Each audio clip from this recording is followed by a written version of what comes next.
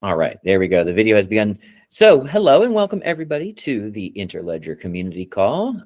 We love having you every month, so it is good to see everyone's faces and icons and names. We have a good agenda for everyone today. We got our regular spoken updates and then some text updates and our guest, which we're excited to talk about in just a few minutes. I have reposted a link to our note stock that has the agenda. It's got details. It's got the text updates. It has a roll call to sign in and a place to put any community updates that you might have.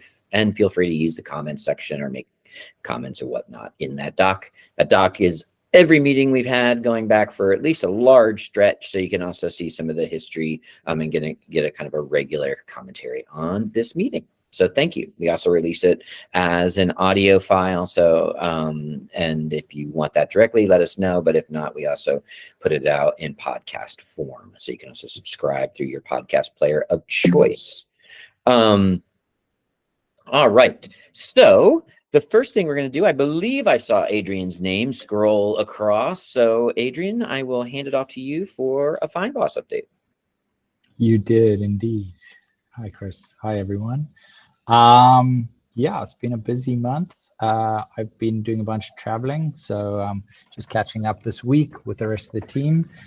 We have been very focused on user acquisition and trying out some product experiments to see if we can find the feature or the thing that really hook some people onto Findboss versus the obvious competition like PayPal and Cash App and Venmo and so on. So amongst those updates, we rolled out a payment protection option, which will go into production later this week. It's just in final testing. The background there is that we've been doing a bunch of work in small communities to see if we can offer a better payment experience for things like buy, sell, trade communities, people who are trading, trading cards or sneakers or, those kinds of things. So informal trading through small online communities. It's been really difficult to break into some of those communities. They're sort of naturally suspicious of any newcomers.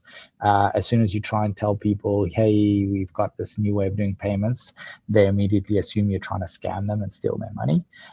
So it's been pretty challenging. One thing we noticed though is that for a lot of those communities, they insist that if you're going to do trading, that you use PayPal and that you use the PayPal goods and services option. So if anyone's used PayPal to send money to someone else on PayPal before, you'll know there's two options. There's a friends and family and a goods and services option.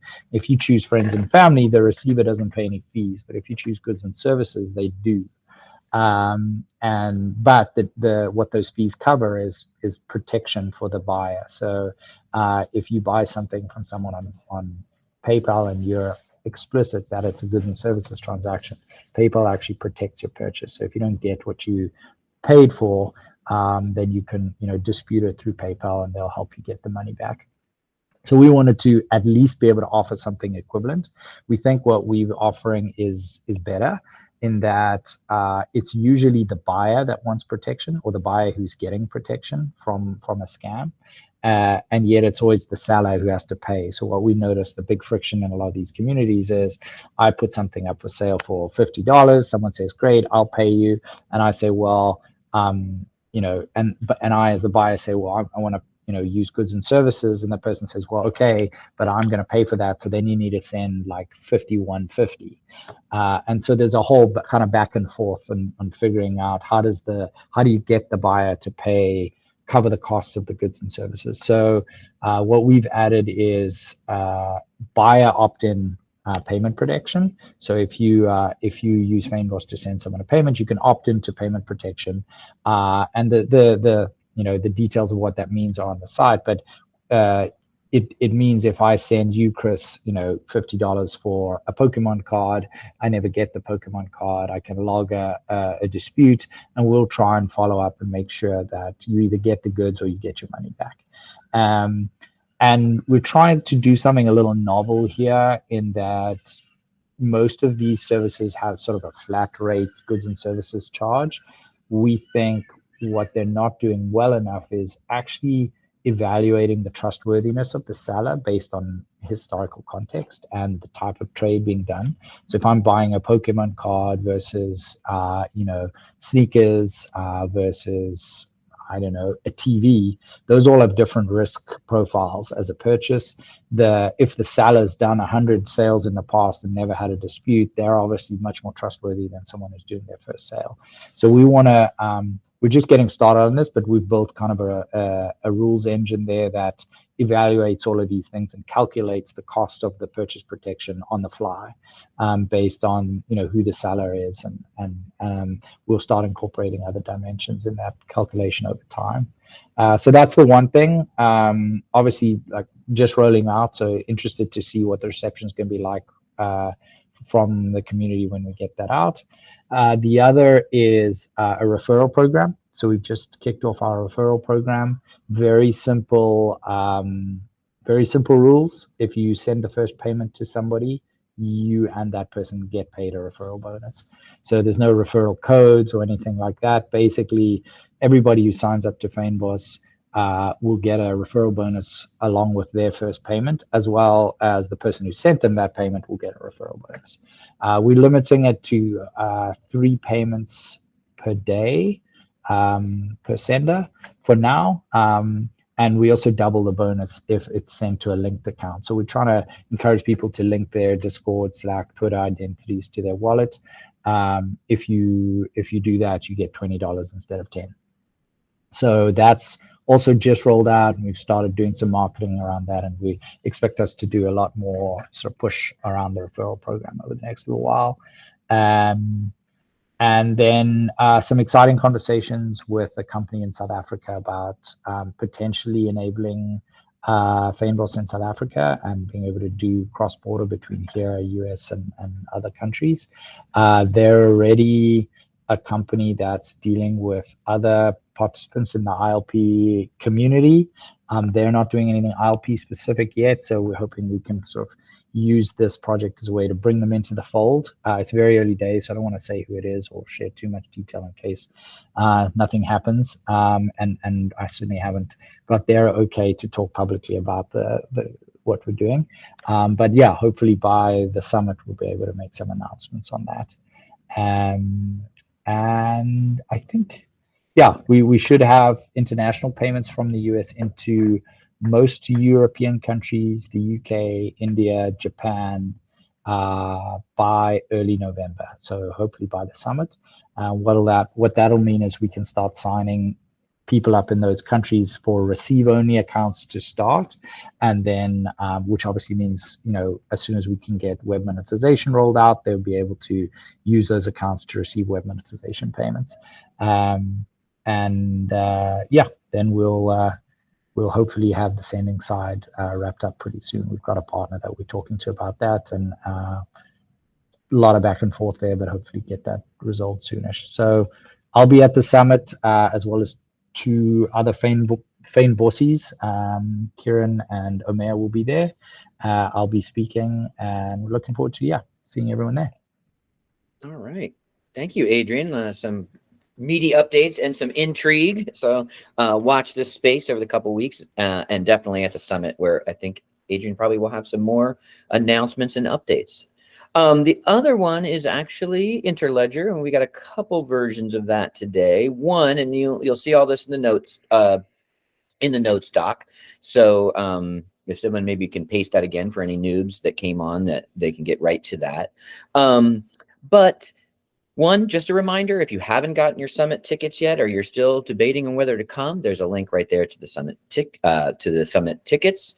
Also, there is, we have started to roll out our speakers, such as Adrian. So you can actually go to the interledger.org website and click the link for Summit and start to see speakers and sessions. I believe the actual schedule should be rolling out very soon on the website as well. So there's a chock full of information there about who's speaking, what they're speaking about, and you can kind of get a real sense. just a quick update for those of you that can't participate live. We will be live streaming the mornings of Monday and Tuesday, which are the plenary sections. So that will include 2 keynote speakers and a featured panel on each of those days. So we'll be sharing more information about that out and how you can live stream those parts of the summit. We also are being pretty aggressive this year, gregariously aggressive, in recording all of the sessions except for what we've been calling the creative conversations. Those are more workshop based, but anything that's a lightning talk, a product demo, or a panel, we are recording, and we hope to get those edited and into separate files and released fairly quickly within a month of the summit. So we should be sharing majority of the content either live through streaming or then recording. So just a heads up for folks that cannot make it. And then I am now, those are some big updates on that. We've got more Interledger stuff to come in right now and through the deep dive. But now I know many of you probably are excited about the hackathon part of the summit, which is on the Wednesday. So I am tagging out to my colleague CD, and you will kind of give us a little bit of an update on the hackathon. Yeah, thanks, Chris. Do you hear me okay? We hear you great. Take it away. Cool. Hello, everybody. So what I wanted to do is to invite you and to kind of talk about what participating at the hackathon will be all about. So it will be on the 3rd day. That's on Wednesday, the 8th, right? So day 1 and 2 will be plenary sessions and talks and like all of that good stuff. And then on Wednesday, we get down to business, right? The idea or the goal, so I'll talk about maybe like 3 big headings: goal, who can participate, sort of what the challenges are, and then a little interesting thing right at the end, right? So the goal is for us to have like 6 to 8 hours of just thinking, talking, designing, and then getting down into some kind of building, some kind of prototyping. I'm really keen for it to be a communal, collaborative, sort of empowering space of saying, what can I do? And let us do some stuff with the Open Payments API. Let's think and talk about whether there are gaps or things we want to improve around the Interledger and its elements, or the components of the stack. And let's work with web monetization as well and see if we can build some interesting enablers or capabilities around that. So that's the goal, right? Who can participate? Everybody that's at the summit. I really, really would be keen for you to stay that extra day and participate. I'm hoping for cross-functional teams. So a team can be made up of anything between 1 and 4 people. Get your team name, your membership, whatever. You can sort of decide on that beforehand or on the day.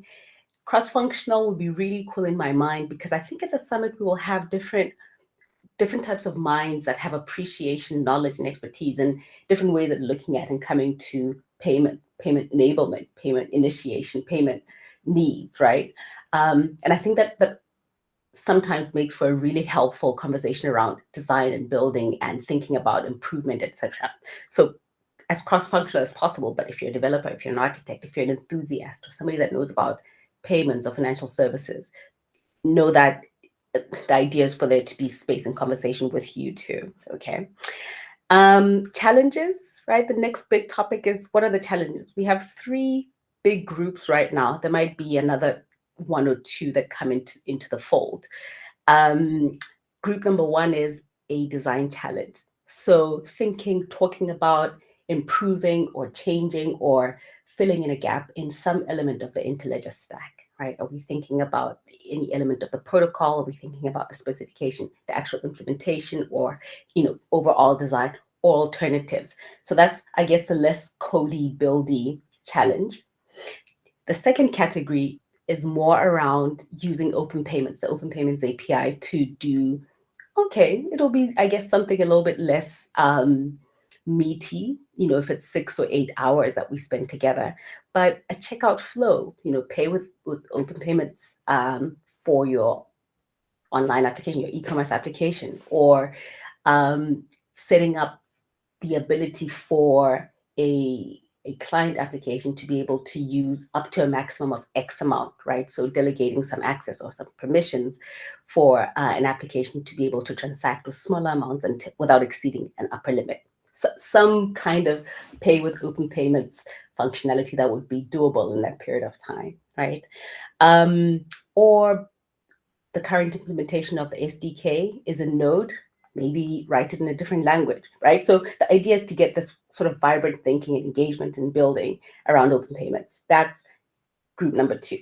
The third and final group for now is the Web Monetization Challenge. So that is implementing a way of enabling web monetization on websites, or editing, updating one of the existing components. I think there are 2 or 3 open source components already. One of them built at Coil.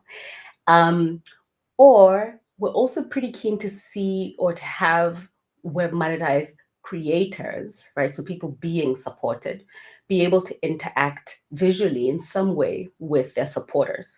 So it might be a bit of a thank you note or a counter, some way that, you know, somebody who's getting paid via monetization is able to have a more interactive engagement with their supporters. So challenges around these 3 big groups. It would be really great to have us thinking, talking, kind of experimenting in that short period of time. To keep things maybe a little interesting, there will be prizes. I really want to be able to say what the prizes are without our well, actually all of our approvers saying, hey, who told you could give those away? So suffice it for me to say that there'll be some pretty good prizes. I think they'll keep things interesting. There will be a page on the website that goes live really soon, maybe in the next week or week and a half. And so you'll be able to see exactly what those are. But that is what the hackathon would and should be all about. And I'm keen to hear if you have any questions.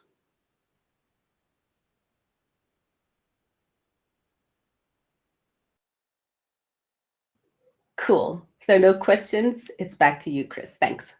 All right. Thank you. Sorry, I have a question. Whoever emerges the winner, I'm thinking that there'll be a winner for the hackathon. Is there a chance that we'll probably move that idea into production, take it to the market? It's a gorgeous question. Thanks, Hastiro. So yes, the thinking is firstly that it'll be like a wonderful seedbed for things that move beyond the day of the hackathon. So first, to answer your question, I guess in a really quick way, yes, it might be that the idea, the group takes the direction or the channel of the grants program, right? And actually finding what the right amount is that would be required to get this idea, to give it wings and properly into whatever production needs, right? But that, I mean, that'll be whatever process the programs team decides to take. The other point is that there will be actually winners in every category of the challenges. So the design challenge will have a winner. We'll have a challenge winner for each of the other 2 as well. So yeah, that's hopefully a good answer to your question, Castillo. Cool. Thank you. All righty, Chris? Yes, thank you, CD. And so this is actually going to be a bit of a theme today about lots of ways to participate and contribute into the open source nature of Interledger, the protocol, the foundation, and this work in financial inclusion overall. So next I'm going to do is I'm going to hand it over to Santosh, who is an ambassador with Interledger Foundation, looking at the integration and expansion of the open source possibilities here at Interledger. And we have one very active right now with the month of October and Hacktoberfest. And so Santosh, take it away and give people an update on how they can participate in Hacktoberfest with ILF or beyond. Thank you, Chris. Hi, everyone. So if you haven't heard already, Interledger is participating in this year's Hacktoberfest. So for people who don't know about, who is unaware of Hacktoberfest, it's an annual event that encourages people to contribute to open source projects throughout the month of October. It's a dedicated month for open source community where we can welcome new contributors to our projects, and where people can find projects that they could contribute to and learn from. And it's a great opportunity for the contributors to get involved with the open source communities and also learn a lot from the open source projects that are around us.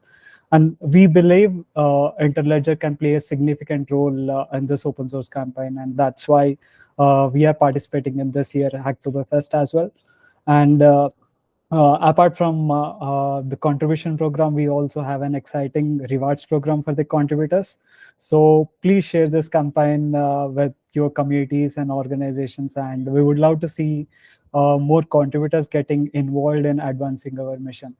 And if any of our partner organizations or grantees want to be a part of this campaign and want to onboard their projects to the Hacktober and to Hacktoberfest campaign and welcome new contributors to their projects, then get in touch with me. I'd love to talk and help you people get onboarded and get involved with the campaign. And in the end, like, thank you everyone at Interledger who has been creating issues, reviewing code of contributors, and making the contributors feel welcome at Interledger. So this has been great, and it's been going great. And thank you for all that you're doing. And if you are looking for more updates on the Hacktoberfest, join the Hacktoberfest channel on Slack. Apart from the contributions, we are also partnering with different open source communities and different Hacktoberfest events that are happening around the globe right now, so that they don't, so that we can introduce Interledger as a contribution pathway for the contributors. So their contribution journey should not stop at in the Hacktober. We want the contributors to find a contribution pathway going forward after October. So that's the whole goal of this offline events. That's it from me. Thank you, Chris. All right. And I would just say, go ahead in the document, and there's the link that Santos shared for Hacktoberfest, has really all the details you need. But also, let me stress, reach out to anyone here at Interledger, specifically probably me, Vanil, and Santos for the most direct access. And we would love to hook you up and better connect you with our plans for Hacktoberfest. And if you're just hearing about this but can't wait to get involved, also, reach out to us, and we work together to get think of ways to do just that. Just a few programming notes about this meeting before I move over into our deep dive special guest. And that is just a reminder, we are not having a version of this call in November. It's with the summit and everything. We just decided to take November off for this community call. We will return in December, and we will be doing a summit reflection and share out, and we'll be reaching out about how we'll go about that at that time. But I think we've already, I'm almost 100% positive Vanil has already taken the calendar invite away for November, so it shouldn't be in your calendar, but just a reminder that we don't have it, and that we will be returning December with a bit of a debrief. All right. Well, let me now turn it over to our guest here with a little bit of setup. So Interledger Foundation has begun to partner with an organization called Action and the variety of projects in which fall underneath that banner. And one of those projects is something called a Financial Inclusion Week, which is run by the Center of Financial Inclusion.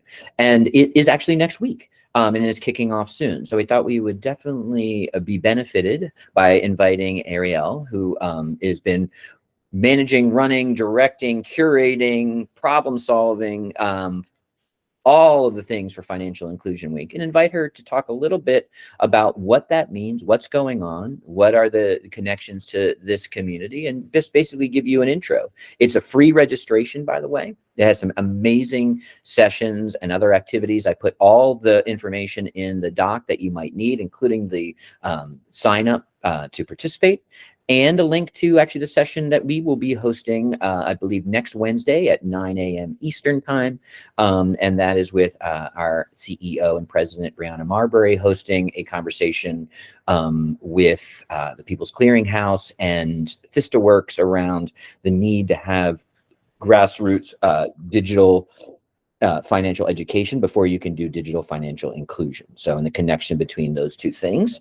So you can see all the details there. But with that, I will kick it over to Ariel, who is going to tell us a little bit more about Financial Inclusion Week, what it means, and how you can get involved. So, Ariel, take it away. Thanks so much, Chris. Appreciate your inviting me here today. It's good to be with you all. Nice to meet you. So my name is Ariel Imig. I'm the Communications Director at the Center for Financial Inclusion, or CFI.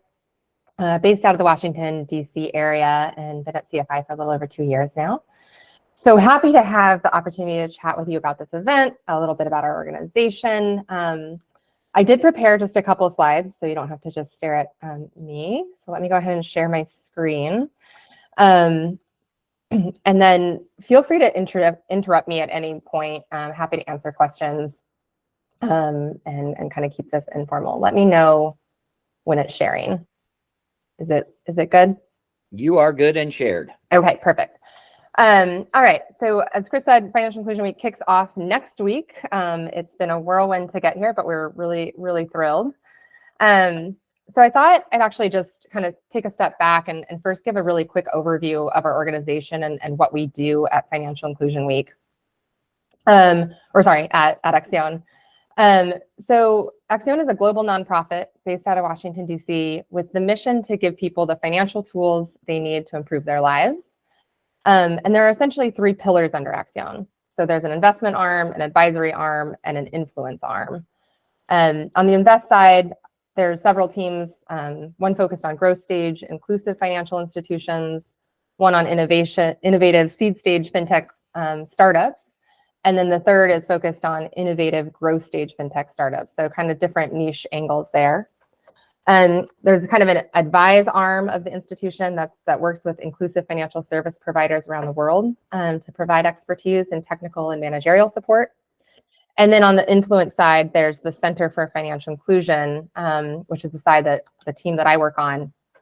And so CFI is an independent think tank. We were established in 2008 to do research and test solutions around inclusive financial systems for low income people. And our work really focuses around four core priorities. So we do deep dives into consumer protection, data risks and opportunities, which the conversation is around AI a lot these days, women's financial inclusion, and then climate risk and resilience and how financial products can help people kind of adapt to climate risks.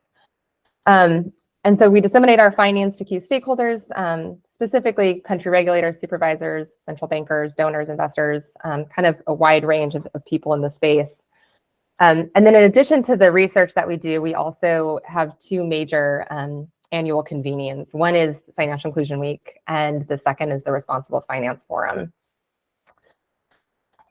So with that, Financial Inclusion Week is an annual virtual gathering of the global inclusive finance community. So every year, Financial Inclusion Week runs for 4 days and offers participants an opportunity to exchange ideas, research, perspectives from around the world.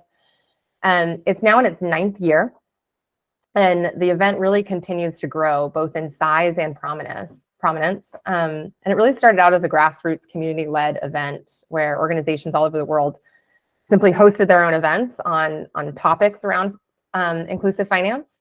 And CFI's role for years was kind of simply to host the central calendar of events to help people know what was happening and when.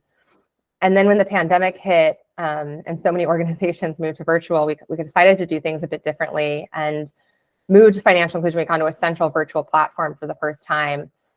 And really over the last 3 to 4 years, the events become more streamlined, organized, and it's now become really formal and actually pretty competitive process for submitting sessions. And we work really hard to curate a well-rounded agenda. And so we're kind of proud of where it's come to, and it's become a pretty big deal in the inclusive finance space among practitioners, regulators, bankers, supervisors, a wide range of audiences. So again, this year's event will run Monday, October 16th through the 19th. It is free to attend. As Chris said, there's a link.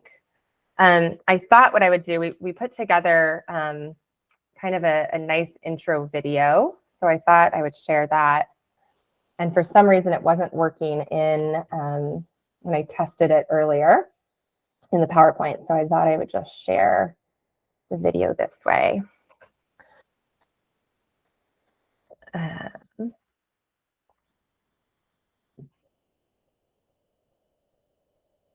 All right, let me know if the audio does not come through for anyone.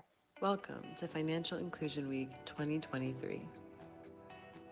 The Center for Financial Inclusion is excited to deliver an action-packed 4 days of rich content and healthy debate, featuring a range of voices and perspectives, all committed to the goal of a more inclusive financial system. Each year, Financial Inclusion Week provides an opportunity for organizations and individuals around the world to showcase their work, their research, their experiences, and their ideas. Because solving the complex challenges faced by vulnerable consumers especially women, low income, and other marginalized populations, requires us to work together and learn from one another. Because at CFI, we believe that collaboration makes all of us stronger as we tackle the difficult challenges present in the world today. This year's Financial Inclusion Week event asks the question, is inclusive finance ready for the accelerating pace of change? The future is now, but are we ready for it? What steps must be taken to responsibly embrace change and capture the benefits while mitigating significant risks? Because at the center of our work are people's lives and livelihoods. We're excited to dive into a range of important topics during Financial Inclusion Week and to discuss the challenges faced by consumers, including weather-related impacts due to climate change, restrictions due to social norms, and risks due to deceptive designs, to name a few. We're also eager to examine emerging opportunities to leapfrog into the future by leveraging artificial intelligence and other digital innovations. We welcome all participants to bring your ideas, your work, and your questions to the virtual table as we work collectively to advance a more inclusive economy for all.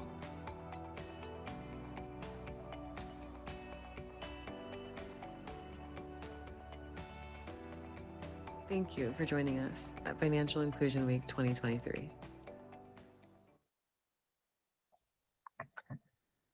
Okay, so I'm just going to share this again.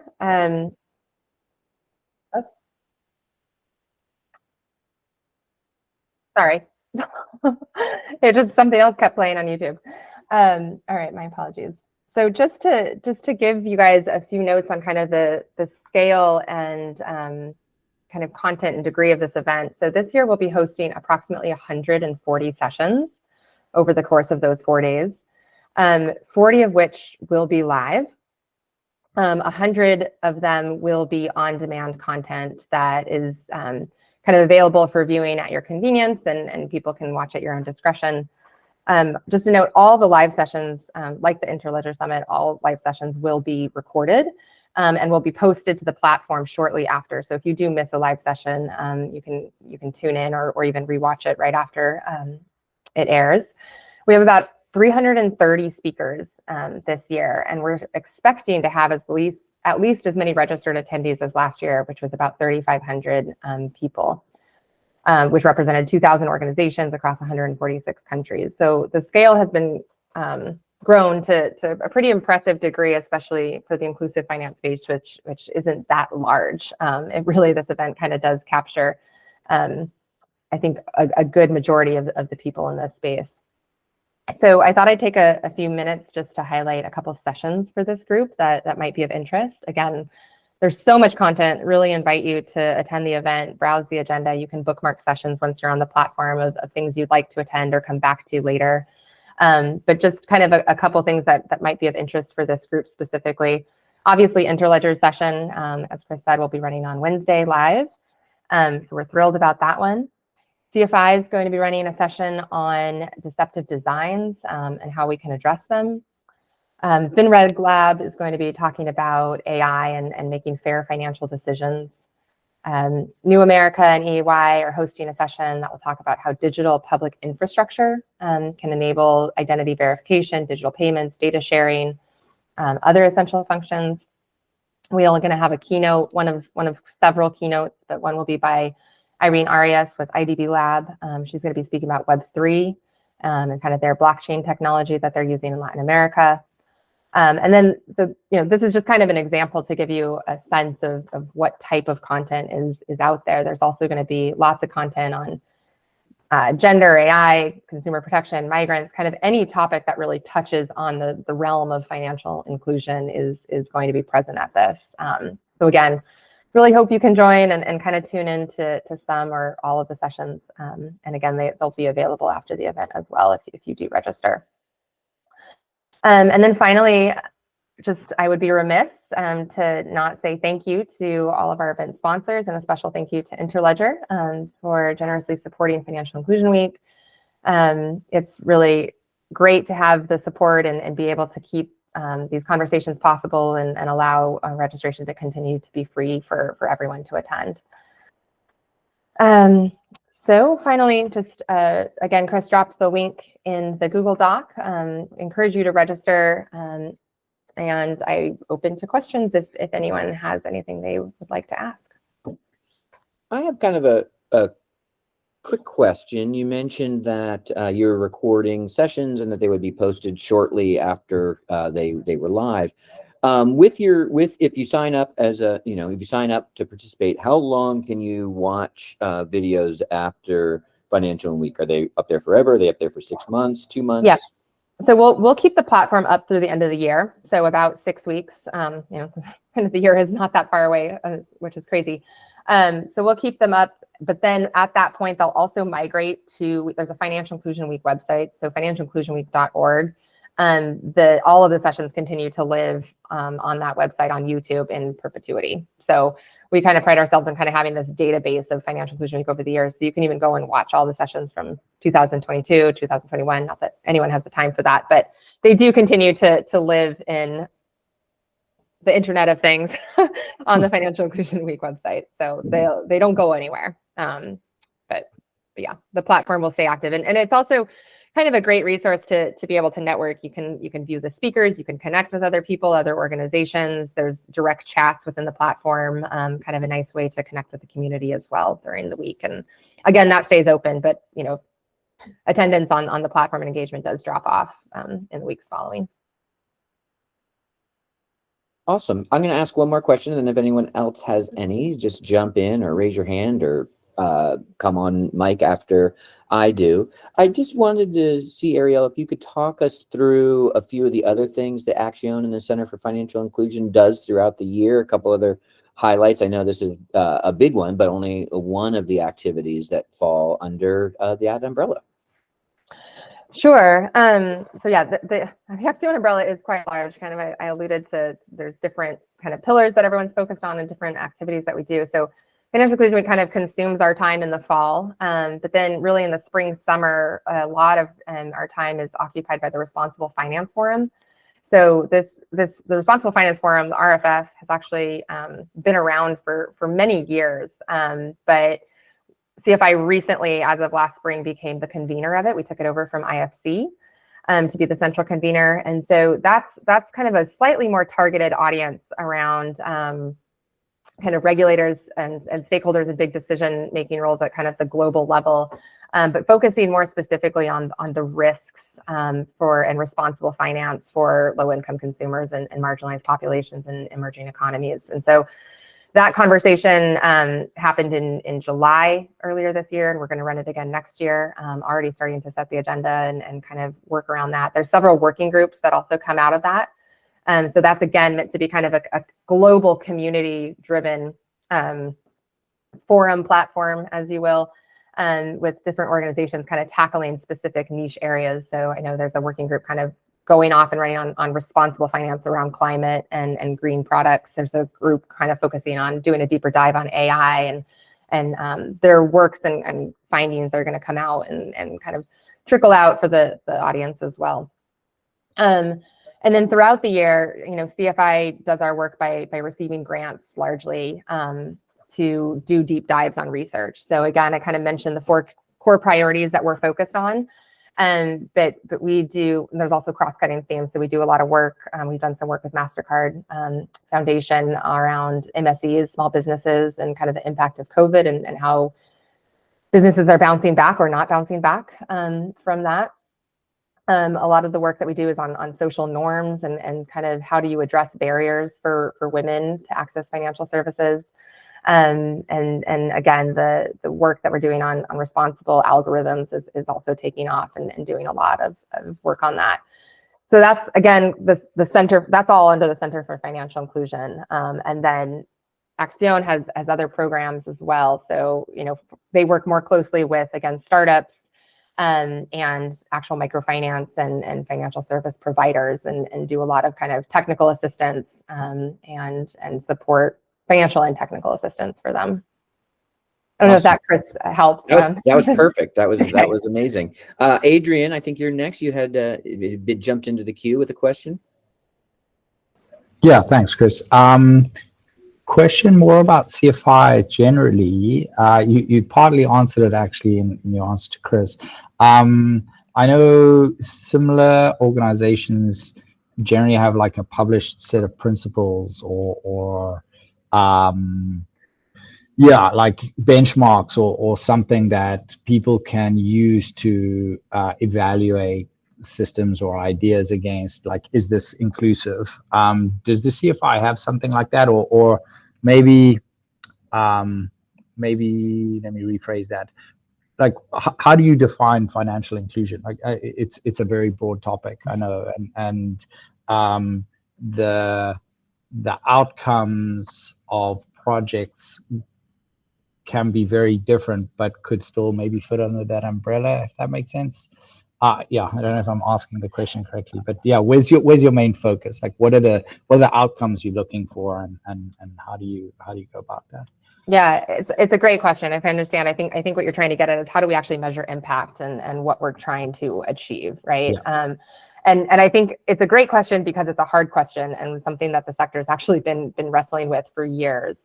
So I think historically in the past, and I say we, not necessarily just CFI, kind of the sector of inclusive finance at large, has been talking about access and usage. And so there's something called the Findex global report. I don't know if everyone's familiar with that, but it's a great annual report that kind of gives people a view of X% of people have access to financial services, X% use it, and they kind of can measure it over several years. So that's kind of where the conversation has been. I think there is increasing talk about how do we move beyond that, because it's not just access and usage anymore, right? We need to do more. And so, not to give another pitch for Financial Inclusion Week, but there's actually a great session really on this topic. CGAP, if you're familiar with them as an organization as well, they're doing some new impact measurement and kind of testing things and really leading kind of a working group around the sector on that, and going to be doing a session on that as well. Presenting that live. And so that's a kind of a good conversation, because that's really in the inception phase of their project as well. And so I think they're actually looking for audience engagement. So that might be something worth looking at. But I think from a CFI research perspective, what we're trying to look at is how many people get our reports and our findings, and then how many people can or decide to act as a result of them. Right. And so again, it's really hard and kind of tricky, because we're like, do you measure the number of clicks that they open a report? How many people mention it and forward it along? So I guess the poor answer is that we're wrestling with it right now, actually, and trying to kind of do another impact framework. And Acciona at large actually just recently released its first impact report, and that's actually kind of worth checking out. And I'll go ahead and drop that in the Google Doc as well, just if people are interested in checking that out. Great, thanks. Yeah, the reason I asked is our team have worked a lot with the Gates Foundation and CGAP historically, and they have their level 1 principles, and they, I guess, something you said there like stood out is the people consuming the research is one thing, but from my experience, or from what we've seen with the work we've done, where the real impact happen is if that translates into legislation or regulators enforcing something, and where very inclusive financial systems have been successful, that's tended to be not purely market force driven, which is a really hard sell in most of the West. So yeah, just kind of, I was scrolling your site while you were talking about like the advocacy side. There it talks a lot too, and so I mean, I don't know if there's other people waiting to ask a question, but a follow up, if you don't mind. Does your advocacy arm do sort of direct lobbying? Is it only US? Is it global? How much of your research does actually translate into legislative changes or regulators, changing what they do to be more inclusive? And again, a little anecdotal piece of sort of related information. I was told by a regulator here in South Africa that the central bank's mandate does not include inclusion. Inclusion is not part of their mandate, like stability of the currency and, those typical central bank mandates, like that's their mandate. And so there was there was no advocate for inclusion in terms of like the regulatory and legislative framework in the country. So be interested to know, if your advocacy side has like impacted at that level, or more general sort of ideas around that. Yeah, I don't know that I have a good answer for you in terms of like concrete numbers or examples. I think obviously that's the goal, but okay, I think I can ask around and see. I think Jayshree, I know Chris knows Jayshree and a couple others at our organization might have a couple more better answers, and I can revert if that would be interesting. Yeah, sorry, I didn't want to put you on the spot. It wasn't really asking for numbers or anything. It was more of a question around if that's part of the goal. Is part of the goal that research ultimately results in regulatory mandates or legislative change or does the research produce outcomes that can turn into those things? Yeah. Or is it generally research that's then guiding market participants more than regulators? That was more the direction. Yeah, no, I think the goal is the former, right? The goal is to actually make real change. And so I guess one kind of example is we recently did do work. We partnered with WFP, the World Food Program, on about we've been doing a lot of work on cash transfers and kind of the social protection payments that have come out really as a COVID. But if you direct payments directly to women on behalf of their households, what's the impact? And so actually something that came out as we were doing research most recently, and it recently was released, around do directing cash payments to women, does that actually increase or decrease the risk of gender-based violence and intimate partner violence, actually? And we found that it decreases the risk. And the World Food Program, who is actually the largest currently social payments provider in the world at the moment, actually changed their cash policy as a result of the research that we did with them. So there's one anecdote that, yes, ultimately that's our goal of what we're trying to do. And so again, it's the measurement side of that is a bit tricky because it is hard to say, did some country actually change their policy because of something specifically that they read in CFI, or maybe was it a piece of it? But I think ultimately, yes, we're trying to get to the central bankers, the regulators, the supervisors who are kind of changing the frameworks and can actually tackle some of these big, wicked problems, so to speak, at a fundamental level. Awesome. Yeah, that's a great example. Very cool. Thank you. Hey, I want to jump in here. That's an awesome question, Adrian. Ginny from Interledger. One thing I also want to clarify is that in the United States, if you are a designated nonprofit, as CFI is, as Interledger is, there are really strict laws around lobbying. So we can educate, we can advocate, but we cannot lobby. So, and just to be clear, lobbying, the word lobbying in the United States means we're specifically going to elected officials, trying to get them to create a policy or change a policy. We have real restrictions on that. That doesn't mean that we can't influence them, but we just can't do it that very direct way that is defined as lobbying.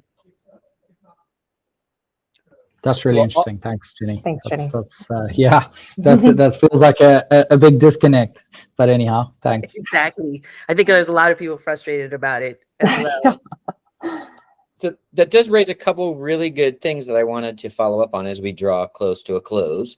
And that is that this Financial Inclusion Week 2023 is just the kickoff to a relationship between Center for Financial Inclusion, Action, and Interledger Foundation. So things like Ariel mentioned, like the Responsible Finance Forum and things like that, those other kind of moments and activities and programs within the year will be helping to think about, participate in, advertise, et cetera, and vice versa for our opportunities.